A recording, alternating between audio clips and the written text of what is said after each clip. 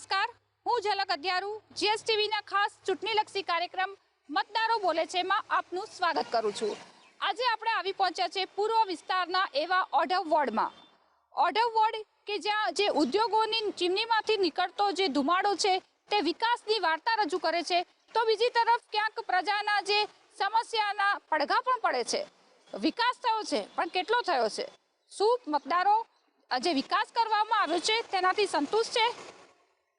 ગરીબ અને મધ્યમ વર્ગના જે લોકો છે તે અહીં વસે છે, ત્યારે વાત કરીશું શું છે ઓઢવ વોર્ડની સમસ્યા। આ અહીંયા આગળ પાઇપો તૂટેલી છે તો એમને કહીએ છે ને ચૂંટણી ટાઈમે આવશે, પછી કોઈ આવતું નહીં। ગટરો ઉભરાય છે, ગટરો કોઈ સાફ કરવા નહીં આવતું। 4-5 હજાર રૂપિયા ઉઘરાઈને અમે ગટરો સાફ કરાવીએ, હવે કોઈ મ્યુનિસિપાલિટી વાળા આવતા ગટર લાઈન આવી છે પણ એની કોઈ સુવિધા સરસ બની નથી, બરોબર? પાણીની કોઈ સુવિધા અમને મળી નથી। ના વિકાસ નહીં દેખાતો। ચાલીઓના અંદર લાઈનોના અંદર ખાડા ખાયા કરીને મૂક્યા છે, હરખું કરવા આવતા નહીં। જાન્યુઆરી મહિનાથી આ કામ ચાલુ કર્યું છે, હજુ સુધી કામ પૂરું જ થયું નથી। એ તો ખાલી હોટ લેવા તારે આવે પછી કોઈ જોવાય આવતું નહીં। ઓઢવ વિસ્તારમાં જીએસટીવીની ટીમ આવી પહોંચી છે આંગણવાડીમાં। આપણી આંગણવાડી નંદગર નામ સરસ લખવામાં આવ્યું છે, પરંતુ જે સમસ્યા એ છે કે જે આંગણવાડી છે જ્યાં નાના નાના ભૂલકાઓ આવે છે ત્યાં ગંદકીનું સામ્રાજ્ય જોવા મળી રહ્યું છે। સફાઈ છે તે સફાઈનો અભાવ જોવા મળી રહ્યો છે। જે સ્થાનિક લોકો છે જે અહીંયા રહે છે આસપાસના મકાનોમાં, તે લોકો દ્વારા પણ છે તે રજૂઆત કરવા છતાં છે સમસ્યાનો ઉકેલ આવ્યો નથી।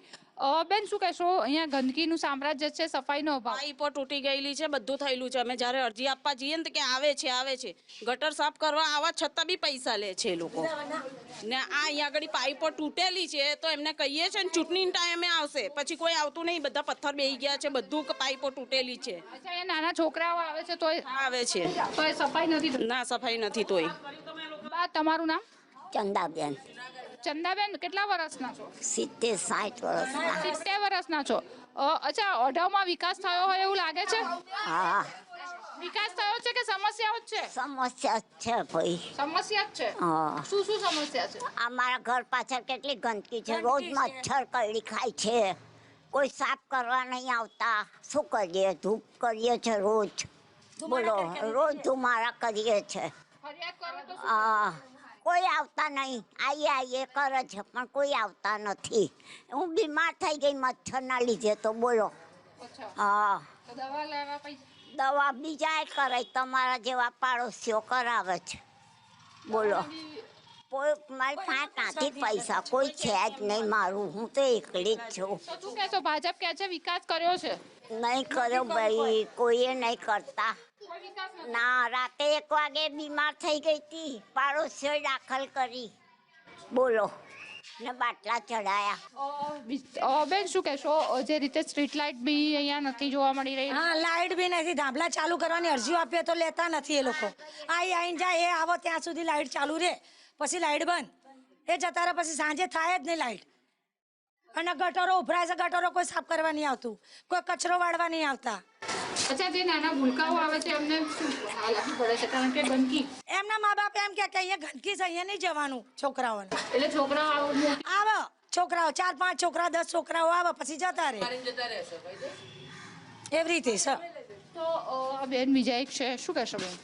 અમે એવું કહેવા માંગીએ છીએ કે અમે અહીં માણસો રહીએ, ચારે બાજુ કચરો ગટર અમારા ઘરના પૈસા લાગીને 4-5 હજાર રૂપિયા ઉઘરાઈને અમે ગટરો સાફ કરાવીએ, હવે કોઈ મ્યુનિસિપાલિટી વાળા આવતા નહીં। અમે 10 બૈરા મ્યુનિસિપાલિટી કોર્પોરેશન અંદર જ્યાં જો કે તમે પહોંચો કે માણસ આવે, પણ માણસ કોઈ આવતું નથી। અમારા બાળકો દવાખાનામાં અત્યારે દવા રોજ જે દવાખાનું ચાલુ છે, એક દિવસ નહીં, કાયમ માટે દવા, નાના મોટી ગઈ છે ઊંધી।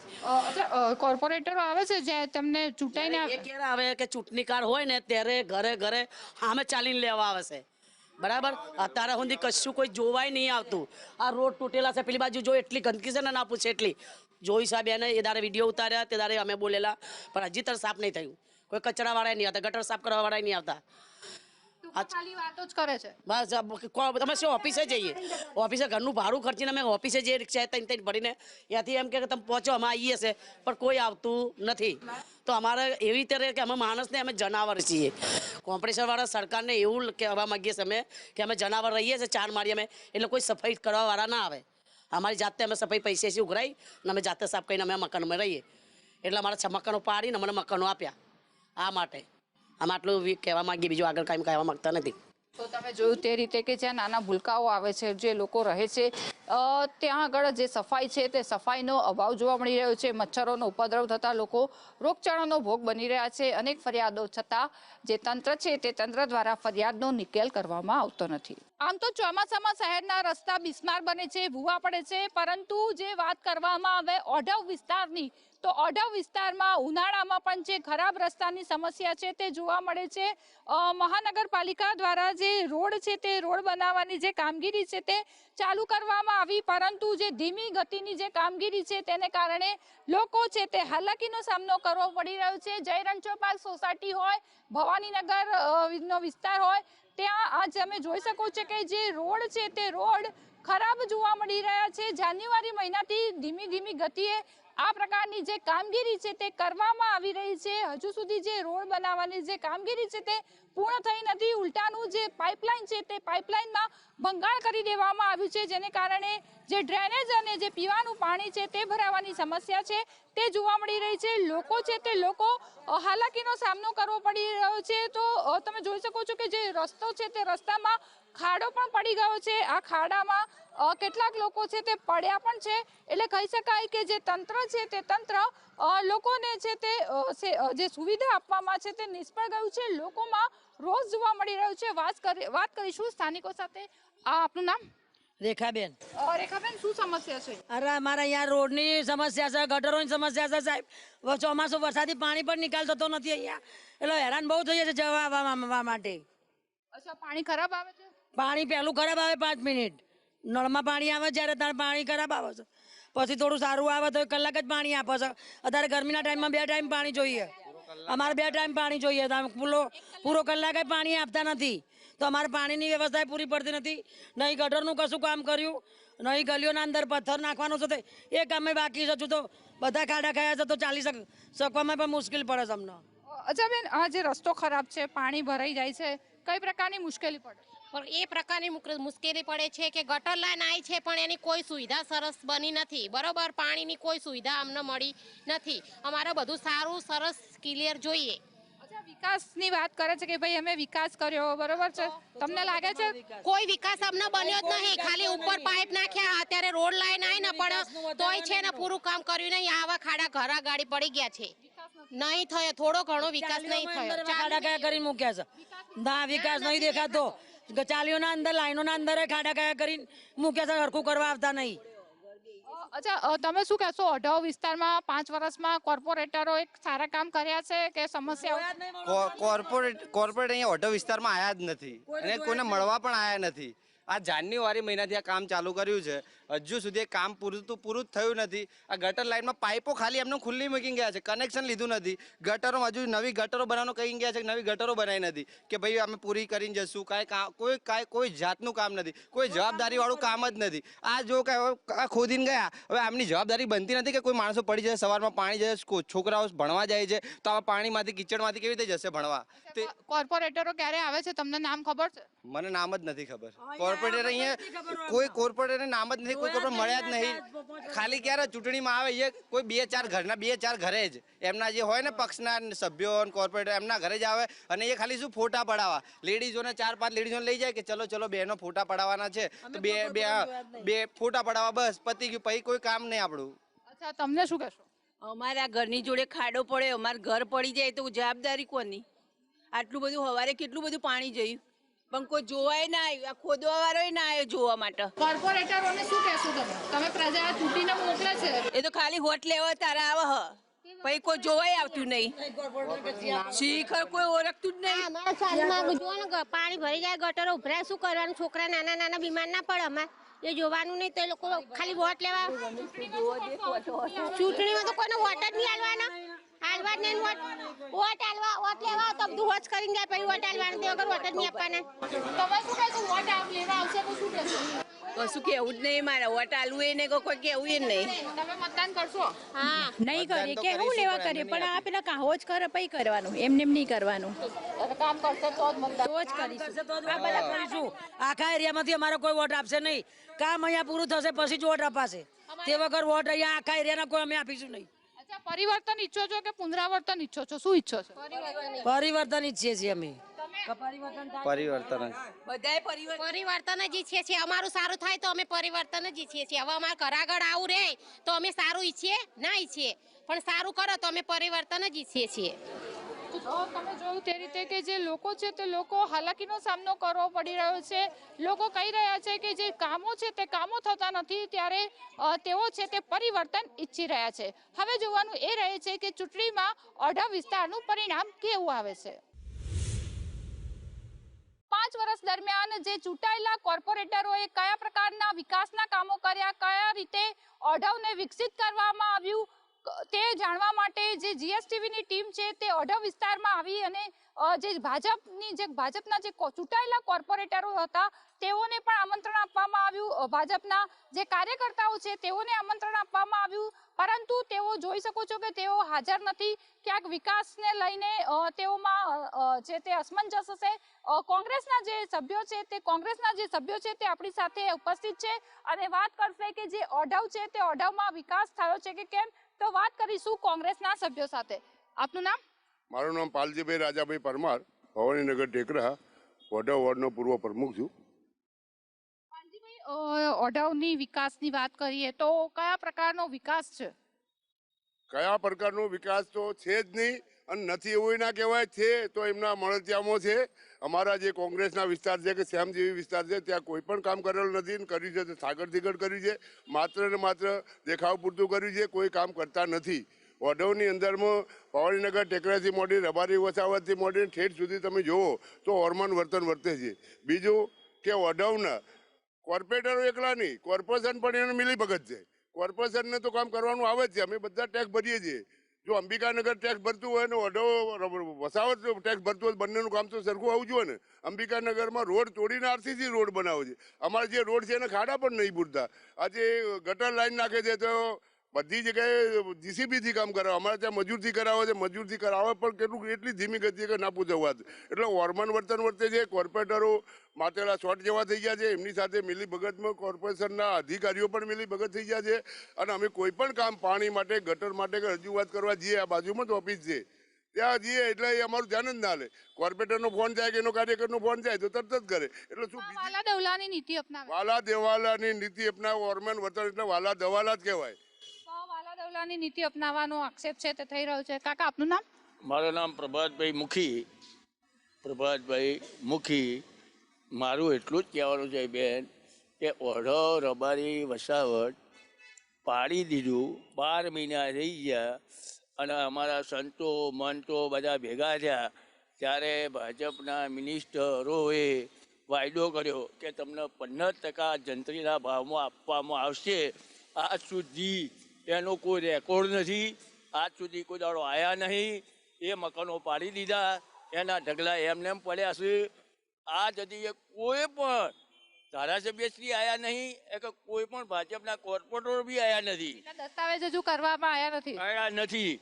કોઈ પણ ઠેકાણું હજુ અમારા વસાવટનું છે નહીં. અમારા મકાનો પાડી દીધા, ગરીબોના ઝૂંપડા પાડી દીધા. હજુ એમને એમ ઢગલા પડ્યા એ ઉપાડવા નહીં આવતા. તમે રૂબરૂમાં જઈ અને ફોટા પાડી શકો છો. તો જે રીતે કોર્પોરેશન દ્વારા વાત કરવામાં આવી હતી કે જે રબારી વસાહત છે તે રબારી વસાહતના લોકોને છે તે મકાન આપી દેવામાં આવશે અને દસ્તાવેજ કરી આપવામાં આવશે, પરંતુ તે વાત માત્ર કાગળ પર હોવાની વાત છે તે કરવામાં આવી છે. આપનું નામ? મારું નામ રાજુભાઈ દેસાઈ છે. હું ઓઢવ વોર્ડનો સક્રિય કાર્યકર છું. જે પ્રમાણે અહીંયા 4 કાઉન્સિલરો છે ભાજપના, સ્થાનિક ધારાસભ્ય છેલ્લા 3 ટર્મથી ચૂંટાવે છે, પણ વિકાસના નામે અહીંયા મીંડું છે.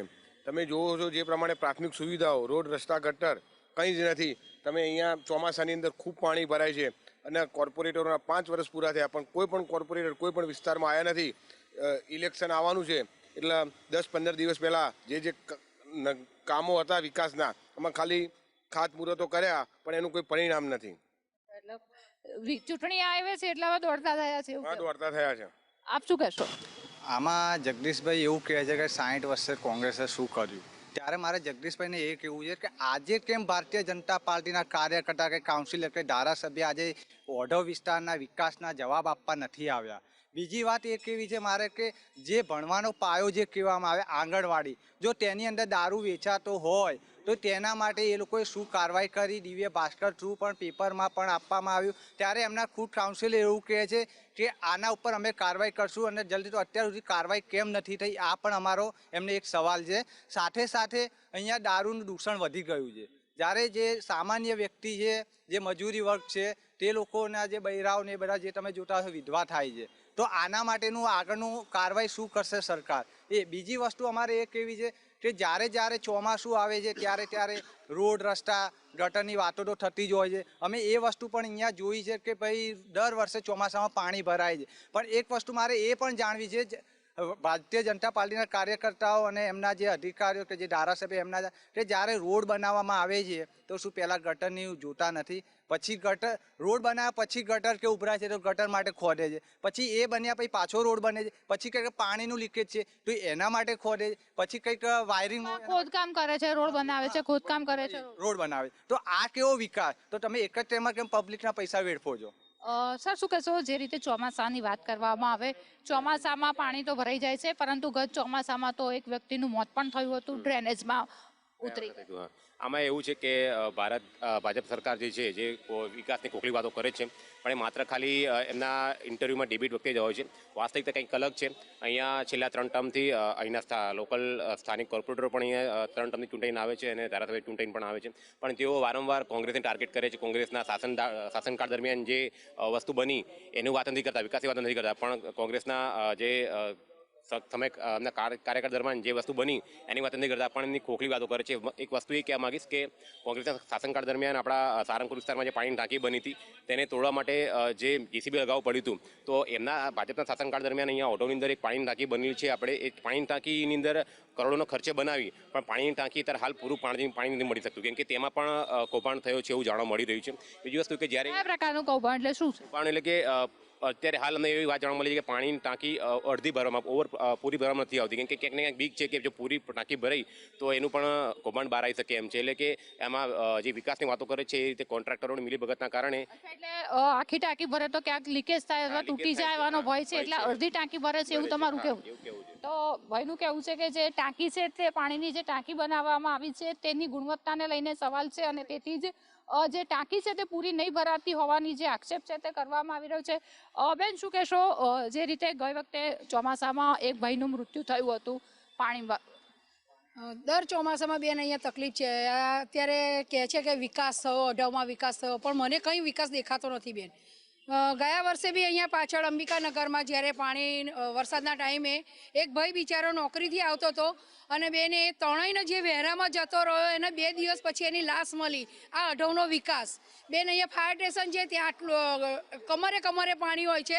ગરીબ વર્ગના લોકો બિચારા બાઇક લઈને જાય કે એક્ટિવા લઈને નોકરી ઉપર જાય છે, તો એ જ્યારે બી ધક્કો મારીને બહાર નીકળે એટલે બાઇકો બંધ થઈ જાય, એક્ટિવા બંધ થઈ જાય. આટલી મોંઘવારીમાં બી બેન એ લોકોને બાઇકનો ખર્ચો આપવો પડે, એક્ટિવાનો ખર્ચો આપવો, પણ એનો વિકાસ થતો જ નથી. પાણી બંધ થતું જ નથી. હું તો વર્ષોથી જોતી આવી છું કે અહીંયા કમરે પાણી છે અને આ રોડ રસ્તા કાયમ માટેના તૂટેલા ફૂટેલા જ રહે છે પાણીના કારણે. કોઈ વિકાસ અઢોમાં દેખાતો નથી. વિકાસ દેખાય છે પણ નદી પાર, અઢોમાં કોઈ વિકાસ છે નહીં.